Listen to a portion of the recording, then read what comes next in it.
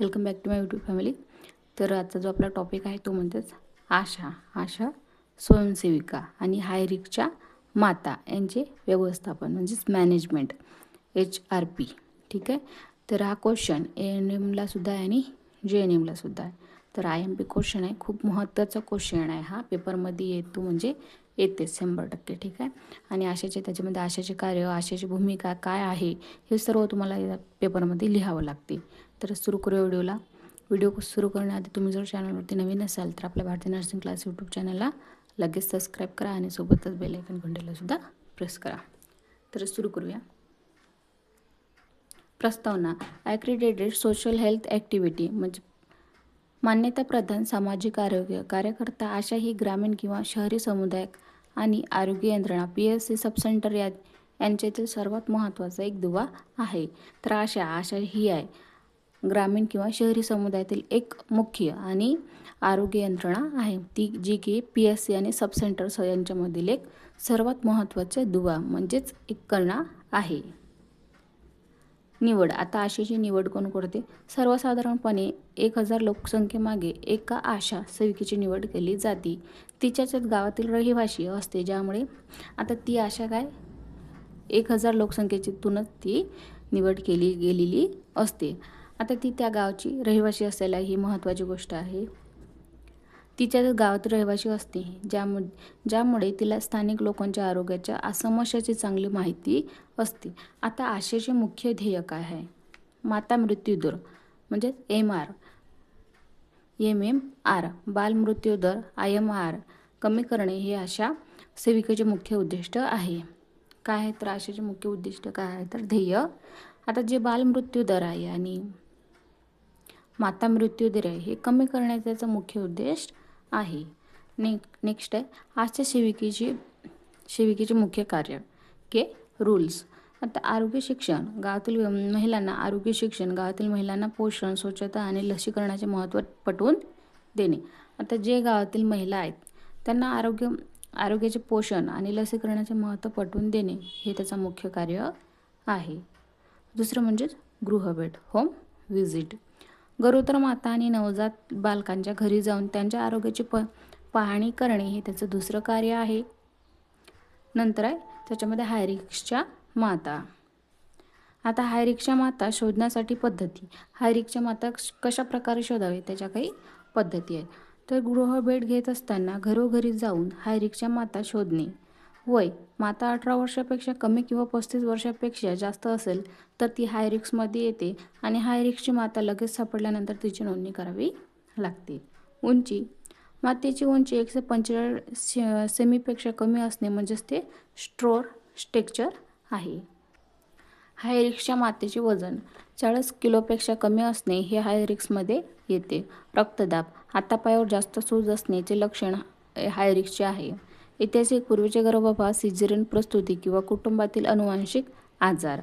पायावर जास्त सूज असणे, डोक्यातील पांढरेपणा, ॲनिमियाचे लक्षण. आता पायावर जास्त सूज असणे आणि डोक्यातील पांढरेपणा म्हणजेच ॲनिमियाचे लक्षण ते आढळून येते. त्याच्यानंतर वैद्यक इतिहास तपासून म्हणजेच मेडिकल हिस्ट्री पेशंटची, महिलांची आधीची मेडिकल हिस्ट्री. तर हिमोग्लोबिन HB, रक्ताचे प्रमाण 7 ग्रॅमपेक्षा कमी असणे म्हणजे सर्वच ॲनिमिया. मधुमेह. हृदयरोग. मातेला आधीपासून साखर किंवा हृदयाचा रोग त्रास असणे हे एक हाय रिस्कचे लक्षण आहे. HIV, संसर्गजन्य आजार. संसर्गजन्य आजार जो आहे तो पॉझिटिव्ह असणे. अतिरिक्त स्राव. मागील प्रसूती खूप रक्त गेलेले असल्यास. आता अतिरिक्त रक्तस्राव. आता मागच्या परिस्थितीमध्ये खूप जास्त रक्त गेलेले असल्यास, जुळी मूल किंवा गर्भपात, एकापेक्षा जास्त बाळ असणे हे सगळे काय तर हाय रिस्कचे लक्षणे त्याच्यामध्ये आहेत किंवा हे हाय रिस्कच्या माताची ओळख आहे. ठीक आहे.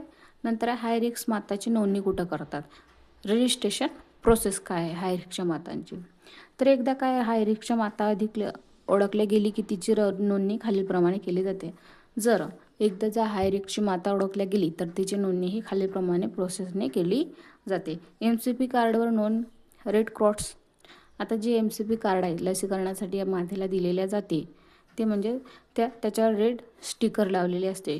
तर मातेच्या मातेच्या माता बाल संरक्षण कार्डवर लाल रंगाचे स्टिकर लावले जाते. हे हाय रिस्क असल्याचे सर्वात मोठे चिन्ह आहे. आता मातेचे जे MCV कार्ड आहे त्याच्यावर लाल रंगाचे स्टिकर लावलेले जाते. आता जेणेकरून जे बाल संरक्षण कार्डवर रंगाचे चिन्ह स्टिकर आहेत त्यांनी ते हाय रिस्क असल्याचे सर्वात मोठे चिन्ह ते आहे. नंतर आहे RCH रजिस्टर.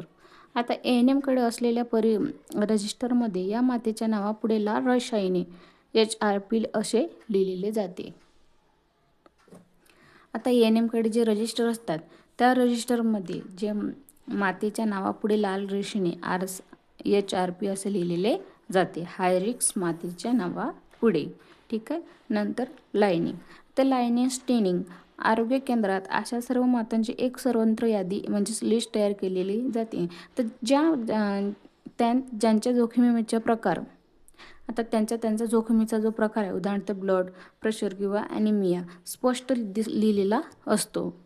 तर याच्यावर काय हाय रिस्कचे जे लाईनिंग लिस्टिंग आहे त्याच्यामध्ये ज्या हाय रिस्कच्या माता आहेत त्यांच्या जोखमीच्या प्रकारानुसार उदाहरणार्थ ब्लड प्रेशर किंवा ॲनिमिया जो आहे तो स्पष्ट लिहिलेला असतो.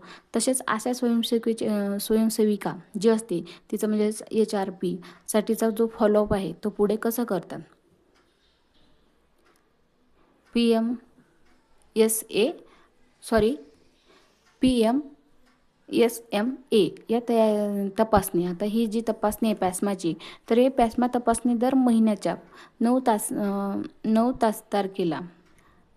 9 महिन्याच्या 9 तारखेला ती मातेला सरकारी दवाखान्यामध्ये तज्ज्ञ डॉक्टरांकडून तपासायला घेऊन जावे लागते.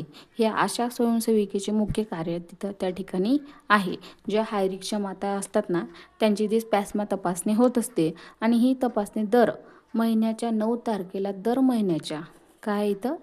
महिन्याच्या 9 तारखेला अशा स्वयंसेविकाने तज्ज्ञ डॉक्टरांकडे PSCमध्ये तज्ज्ञ डॉक्टरांकडे तिला घेऊन जावे लागते. तर औषध उपचार मातेने रोज लोहाच्या आणि कॅल्शियमच्या गोळ्या घेतल्या आहेत का याची त्याच्यामध्ये खात्री केली जाते. धोक्याच्या काही खुणा आहेत का किंवा मातेला डोकेदुखी, अंधारी येणे किंवा रक्तस्राव झाल्यास तातडीने कळवण्यास सांगणे.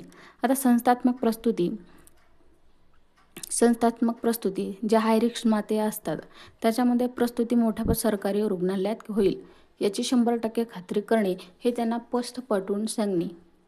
तर हे पॅस्मामध्ये होत असते. म्हणजे पुढील फॉलोअपच्या प्रोसेससाठी अशा स्वयंसेविका HRPमध्ये ते फॉलोअप देत असते तज्ज्ञ डॉक्टरांना. ठीक आहे.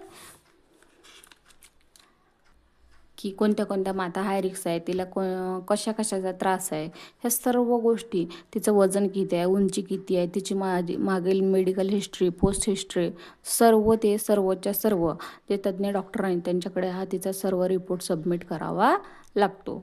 तर याच्यामध्ये तिचं ती पॅस्माची टेस्ट असते ती दर महिन्याच्या 9 तारखेला त्याच्यामध्ये ती टेस्ट तो केला जाते. ठीक आहे. तर हे झालं आपल्या हाय रिस्क माताची व्यवस्थापन मॅनेजमेंट जी आशा असते ती हाय रिस्क मातांच्या अशा प्रकारे मॅनेजमेंट जे करत असते. आणि ह्या अशा ज्या हाय रिस्कच्या माता आहेत त्या अशा प्रकारे शोधल्या जातात. गृहभेट देऊन आणि ब्लड टेस्ट वगैरे सर्व त्याचं ब्लड प्रेशर, वजन, उंची सर्व त्याच्यामध्ये मोजमाप करून हाय रिस्कच्या माता असं शोधण्याचं कार्य ती आशा करत असते. ठीक आहे. तर हा व्हिडिओ तुम्हाला कसा वाटला कमेंट करा आणि प्लीज खरंच तुम्हाला जर हा व्हिडिओ आवडलाच तर आपल्या चॅनलला सबस्क्राईब करायला विसरू नका. ठीक आहे. तर भेटूया नेक्स्ट व्हिडिओमध्ये. तोपर्यंत बाय.